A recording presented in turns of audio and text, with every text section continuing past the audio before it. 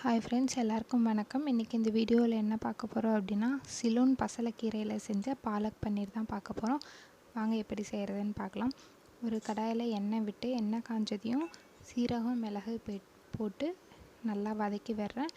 சீரகம் மிளகு நல்லா பொரிஞ்சதையும் கூடவே ஒரு 10 பல் பூண்டு 3 வரமிளகாய் எடுத்து வச்சுருக்கேன், அதையும் போட்டு நல்லா கிளறி விட்டுக்கிறேன்.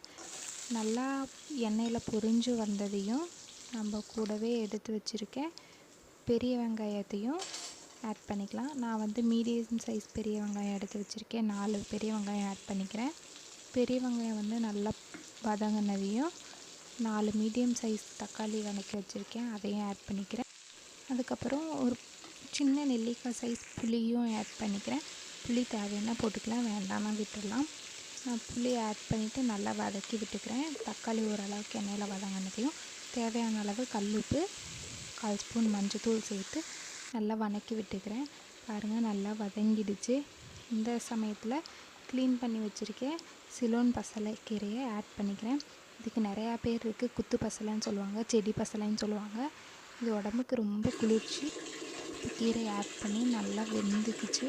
நம்ம தேவையான அளவு கொஞ்சம் தண்ணி விட்டால் போதும், அரைக்கிறதுக்கு.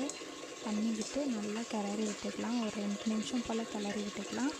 பாருங்கள், தக்காளி வெங்காயம் எல்லாம் நல்லா கொதி வந்துடுச்சு. இப்போ கீரையும் நல்லா வெந்துடுச்சு. இப்போது ஒரு கிளறி விட்டு அடுப்பை ஆஃப் பண்ணிடலாம். அடுப்பை ஆஃப் பண்ணிவிட்டு இதை ஆற வச்சு எடுத்துக்கலாம். நம்ம இது ஆறட்டும், நம்ம தனியாக எடுத்து வச்சிடலாம்.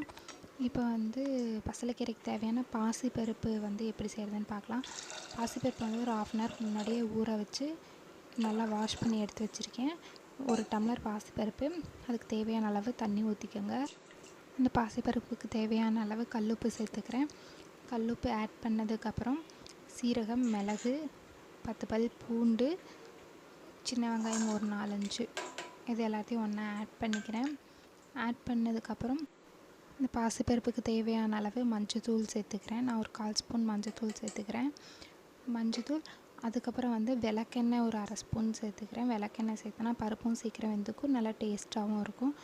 விளக்கெண்ணெய் 1/2 ஸ்பூன் சேர்த்துனதுக்கப்புறம் தேவையான அளவு மிளகாய், 2 மிளகாய் வரமிளகாவை கிள்ளி வச்சுருக்கேன், அதையும் சேர்த்துக்கிறேன். இது எல்லாத்தையும் ஒரு கிளறி விட்டு ஒரு 3 விசில்லேருந்து 4 விசில் விட்டு ஆஃப் பண்ணி எடுத்துக்கலாம். இது ரெடி ஆகட்டும். அதுலேயே வந்து பன்னீர் வந்து எண்ணெயில் ஃப்ரை பண்ணி வச்சுருக்கேன். பாருங்கள், கீரை நல்லா ஆறிடுச்சு. இதை எடுத்து நம்ம மிக்சியில் அடித்து எடுத்துக்கலாம். பாருங்கள், மிக்சியில் அடித்து எடுத்தாச்சு. கீரை ரெடி ஆயிடுச்சு.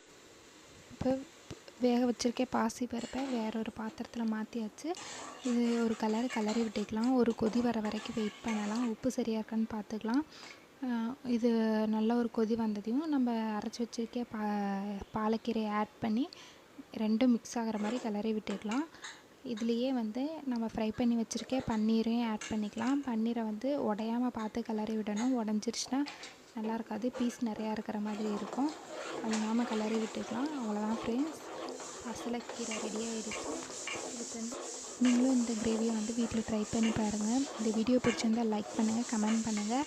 இன்னும் என்னோடய சேனலை சப்ஸ்கிரைப் பண்ணாமல் பார்த்துட்டு இருந்தீங்கன்னா மறக்காமல் சப்ஸ்கிரைப் பண்ணுங்கள். தேங்க்ஸ் ஃபார் வாட்சிங்.